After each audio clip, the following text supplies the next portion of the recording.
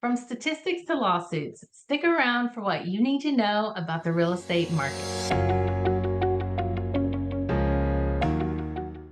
Hi, I'm Paula Flagg with Paula Flagg Homes, and today I have your March real estate market update. Now, before we get to the numbers this month, I'd like to take a minute to address the recent news that the National Association of Realtors settled a lawsuit that will change the way agents get paid. Now, I know there's a lot of clickbait online and people are sensationalizing this news. Here's what you need to know. The first thing is commissions have always been negotiable for both buyers and sellers. The second thing is buyer agency agreements have always stated that the buyer is responsible for the buyer agent commission. The agreement gave the buyer's agent permission to receive any compensation from the seller or listing agent if it was being offered. And the majority of listings did offer a buyer agent a commission for bringing a buyer to the transaction. Now, usually this covered the commission that's due to the buyer through the buyer agency agreement. And the only time a buyer would need to pay some or all of that commission themselves is in the case of situations like a forced sale by owner, where a seller is refusing to pay any commission. Sometimes online auctions offer a reduced commission of maybe 1%, 1.5%, and most buyer agents' commission is more than that. Sometimes off market properties like distressed properties or investor grade properties won't always have a commission. And in those cases, the buyer will make an offer of compensation to the agent. And then sometimes the listing just simply was offering less than the agreed upon amount. So none of that is changing. The one big change that is coming out of the settlement is that commissions will no longer be offered or published in the multiple listing service. So, what does that mean? Well, we'll have to see how the changes play out and get implemented over the next year. Changes are expected to go into effect in July of this year. And between now and then, new guidance and forms will be released by the local real estate associations to help us navigate this changing environment. So I'll keep you updated as the situation unfolds. And I want you to know you always have me in your corner as a trusted real estate professional to represent you and help you navigate the conditions of the market. Now, enough about that. Let's get into what's been happening around the region by looking at the statistics that were released last week for February. And remember, these numbers are for the greater DC area. If you would like similar information for your city or neighborhood, let me know and I'd be happy to provide them. Now, for the month of February, we had 4,169 closings. That's up about 600 from January and down 2% from last February. The average sales price is up about $23,000 to $650,770.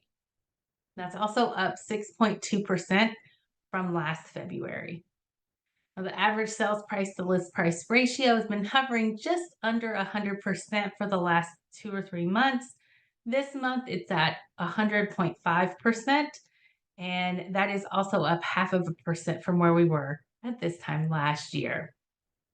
New listings in February was 5,553. It's up 500 from January and it's up just under 9% from last year. We had 6,875 active listings in February, which is up 400 from January and up 3.5% from this time last year.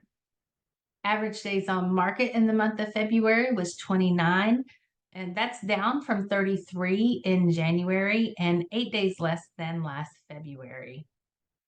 Median days on market in February was 11, down sharply from 21 in January.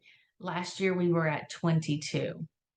And for month supply, we have 1.26 months in February. That's up slightly from last month and this time last year. Still an extremely low amount of inventory, and we're seeing that play out in the market. So these numbers are in line with everything we've been seeing in the market over the last 6 to 8 weeks. We're seeing a lot of competition for the best houses. New properties that are on the market that show well and are priced correctly are getting above list price in the first weekend, and they're usually getting very little contingencies, very strong offers. And houses that don't show well or are overpriced for their condition, features, or their location are lingering on the market longer. So here's what you need to know if you're planning to buy a home or sell a home soon in this market. If you're planning to sell a home, make sure you prepare the house for the market. It needs to be turnkey, move in ready. And if you prepare, stage, and market the house correctly and price it right, you'll have a great deal of interest and most likely get over list price. If you're planning to buy a home, make sure you're working with an experienced agent and a local loan officer. You want to work with professionals who are able to structure your offer to compete and win against other buyers. And if you're someone that's willing to take on some projects, you could get a good deal on some of the ugly ducklings lingering on the market. So don't be afraid to put in aggressive offers on properties that have been sitting on the market for a few weeks or months. So if you think you may want to buy a home, sell a home, or invest in real estate in the next year, call me today. It's never too early to start putting a plan together with a professional. And my number is 202-670-5880. I look forward to hearing from you. Thank you for taking the time to watch this video today. I hope it was helpful. And as always, thank you for choosing Paula Flagg Homes for all of your real estate needs.